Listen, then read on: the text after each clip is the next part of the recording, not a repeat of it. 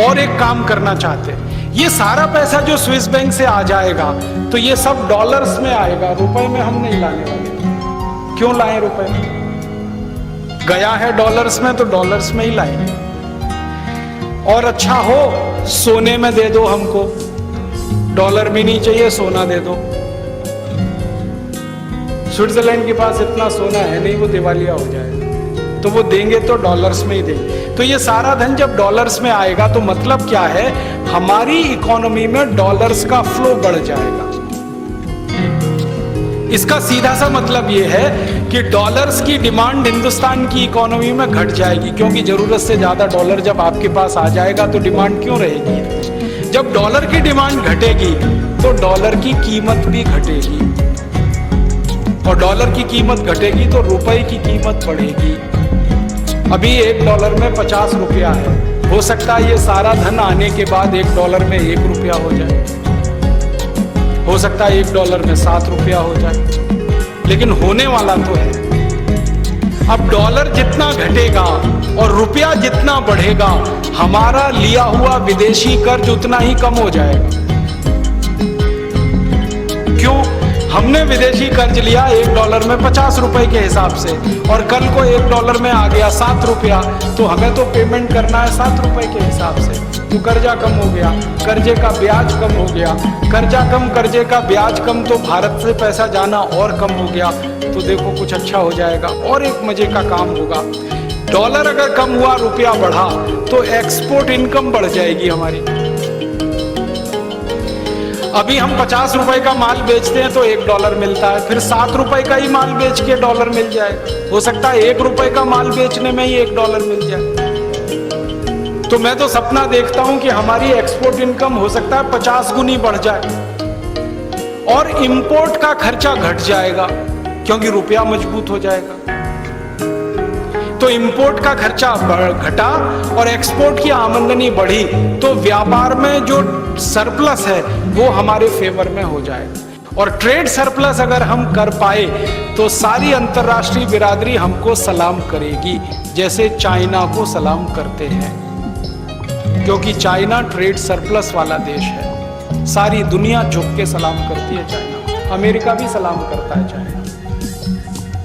तो हमारी हैसियत भी चाइना जैसी हो सकती है, और हो सकता है थोड़े दिन में हम चाइना के भी आगे निकल जाएं। ये सब कुछ हो सकता है अगर हम सब इकट्ठे होकर करने का संकल्प करें। और एक दो छोटी बातें बताता हूं और क्या क्या हो सकता है। जैसे ही रुपए की कीमत बढ़ी और डॉलर की कीमत घटी, तो भारत की सारी संपत्ति अंतर्राष्ट्रीय बाजार में 50 गुनी महंगी हो जाएगी, सारी संपत्ति। मैं एक छोटे से उदाहरण से बात समझाऊं।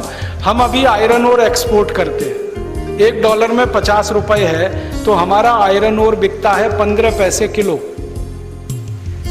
और जब $1 में 1 रुपया हो जाएगा तो यही आयरन ओर बिकेगा 7 रुपए किलो लगभग। तो अभी जितना आयरन ओर एक्सपोर्ट करके हम कमाई करते हैं, बहुत थोड़े आयरन ओर में उतनी ही कमाई हमारी हो जाएगी। और फिर तो हम ये डिसाइड कर सकते हैं कि आयरन ओर क्यों बेचें, स्टील बना के बेचेंगे ना, आयरन ओर क्यों बेचें, बॉक्साइट क्यों बेचें, एल्यूमिनियम बना के बेचेंगे, हम तो फिनिश प्रोडक्ट बेचेंगे। तो पॉलिसीज में हमें कुछ कुछ चेंज करा के, इकोनॉमिक लेवल पे कुछ कुछ चेंज करा के, कुछ चेंजेस हैं जो माइक्रो लेवल पे हैं, कुछ चेंजेस हैं जो मैक्रो लेवल पे हैं, ये सारे परिवर्तन हम कर सकते हैं और इस देश को एक हंसता खेलता खुशहाल समृद्धि वाला संपत्ति वाला देश बना सकते हैं, जो अभी गरीब देश की गिनती में है। और बहुत सारे काम हो सकते हैं। आपको और छोटी छोटी बात बताऊं, डॉलर रुपया बराबर हो जाए ना तो 1 लीटर पेट्रोल 18 रुपए का मिलेगा आपको, 1 लीटर डीजल 13-14 रुपए का मिलेगा, एक रसोई गैस सिलेंडर 45 रुपए का मिलेगा। दिल्ली से न्यूयॉर्क जाना और वापस न्यूयॉर्क से दिल्ली आना मात्र 3-4 हजार रुपए में हो जाएगा, जो अभी 90,000 में होता है। इतनी चीजें सस्ती हो जाएंगी। आपके बेटे या बेटी को इंजीनियरिंग कराना पड़ता है तो 5 साल में 12-15 लाख खर्च हो जाता है, फिर मुश्किल से 25,000 खर्चे में ही आपका बेटा इंजीनियर हो जाएगा। MBBS की पढ़ाई करानी है 50-60 हजार में हो जाएगी। सारी महंगाई उसी हिसाब से कम होगी जिस हिसाब से रुपए की कीमत बढ़ेगी। आपको नहीं लगता राम राज्य आ जाएगा? आप बोलोगे ये शेख चिल्ली के सपने क्यों दिखा रहे हो, ऐसे ही कहोगे ना।